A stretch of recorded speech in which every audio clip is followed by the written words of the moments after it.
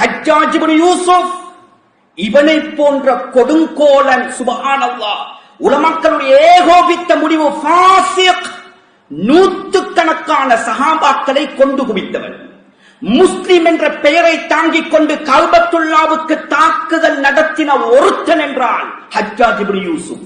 சுப்ஹானல்லாஹ், பயங்கரமான உலமாக்களை கொண்டு குவித்தான்.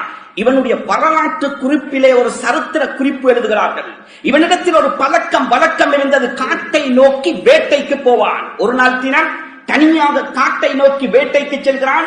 வழி தவறி நெடுந்தூரம் வனாந்தரத்துக்குள்ளே தவறி சென்று விட்டான். இவனுக்கு தண்ணீர் தாகம் நிறைக்கிறது. நாக்கு கொலை தொங்க ஆரம்பிக்கிறது. தேடுகிறான், தண்ணீர் கிடைக்கவில்லை.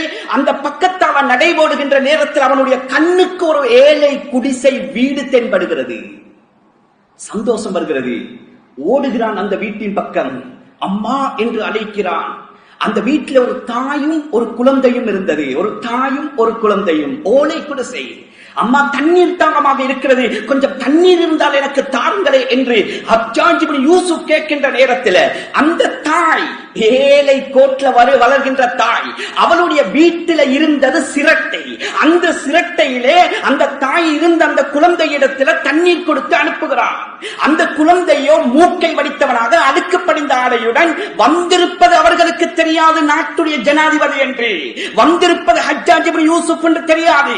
யாரோ தண்ணீர் கேட்கிறார்கள், தண்ணீர் கொடுப்போமே என்று அந்த குழந்தை அந்த சிரட்டையில் தண்ணீர் எடுத்துக் கொண்டு வந்து ஹஜ்ஜாஜ் இப்னு யூசுப் இடத்துல நீட்டுகின்ற நேரத்தில் அவன் பார்க்கிறான், அழுக்கு படிந்த தோட்டத்துடன் மூக்கை வடித்தவனாக சிரட்டையில நாட்டை ஆடுகின்ற மன்னருக்கு தண்ணீரா. கோபம் வந்தது, பெருமை வந்தது, அகங்காரம் வந்தது.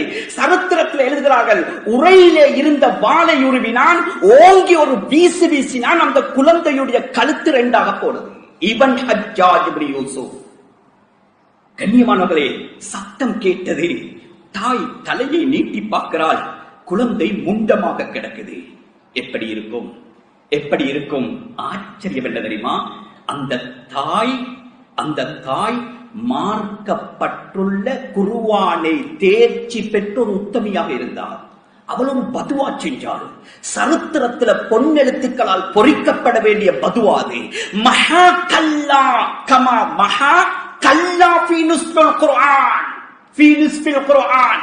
ஆச்சரியமான பதுவா. உலமாக்கள் ஹாஃபிஸ்களுக்கு தெரியும். 30 ஜுஸு கொண்ட ஜுஸுவில் முதல் 15 ஜுஸுவில் கல்லா என்ற வார்த்தையை அல்லாஹ் பாவிக்கல்ல. கல்லா என்ற வார்த்தை முதல் 15 ஜுஸுவில் இல்ல. அந்த தாயுடைய அறிவுடைய கூர்மையை பாருங்கள். எப்படி பதுவா செய்தால் தெரியுமா?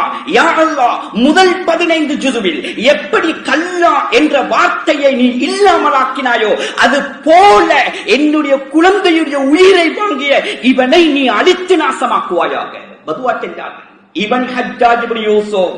கண்ணியமானவர்களே, உலமாக்கள் எழுதுகிறார்கள், அமாலுக்கும் உம்மாலுக்கும், நீங்க செய்கின்ற அமல் உங்களுடைய ஆட்சியாளர்கள். ஹசனுல் பஸ்ரி ரஹ்மத்துல்லாஹி அலைஹி ஹஜ்ரத் ஆயிஷா சித்திகா ரலியல்லாஹு அன்ஹாவுடைய மாணவர் ஹஜ்ஜாஜுடைய காலத்தில் வருகிறார்கள். வந்து முறைப்பாடு செய்கிறார்கள். இவன் அநியாயக்காரன், இவன் கொலை செய்கிறான், இவன் கொள்ளை அடிக்கிறான், இவன் கர்வம் கொள்கிறான், என்ன செய்வது?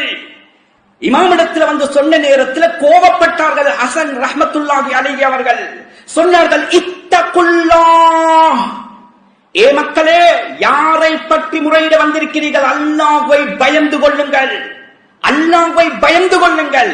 ஹஜ்ஜாஜ் இப்னு யூசுப் அல்ல, அவன் மாண்டு காட்டிலே இருக்கின்ற குரங்கு பன்றிகள் வந்து உங்களை ஆட்சி செய்யாமல் இருப்பதை பார்த்து நான் ஆச்சரியம் அடைகிறேன் என்றார்கள். ஆச்சரியம். என்ன இமாமர்களை பேசுகிறீர்கள்? என்ன பேசுகிறீர்கள்? உங்களுடைய வாழ்க்கையை எடுத்து பாருங்கள். அமளி மாதத்துக்கு கொடுக்கிற முக்கியத்துவத்தை பாருங்கள். தொழுகைக்கு கொடுக்கின்ற முக்கியத்துவத்தை பாருங்கள். ஹலாலுக்கு கொடுக்கின்ற முக்கியத்துவத்தை பாருங்கள். எல்லா அநியாயத்தையும் செய்கிறீர்கள். நேரத்துக்கு தொழுவது கிடையாது, நல்ல அஹ்லாக் கிடையாது, அடுத்தவனுக்கு அநியாயம், வட்டியோட தொடர்பாக இருக்கிறீர்கள். சுப்ஹானல்லாஹ், இத்துணை அநியாயங்களையும் செய்து கொண்டு உங்களுக்கு நல்ல ஆட்சி கேட்குதா? அல்லாஹ்வை பயந்து கொள்ளுங்கள் என்றார்கள் ஹஜ்ரத் ஹசன் அல் பஸ்ரி ரஹ்மத்துல்லாஹி அலைஹி. இதைத்தான் உலமாக்கள் எழுதுகிறார்கள், அமாலுக்கும் உம்மாலுக்கும், உங்களுடைய அமல்கள் தான் உங்களுடைய ஆட்சியாளர்கள்.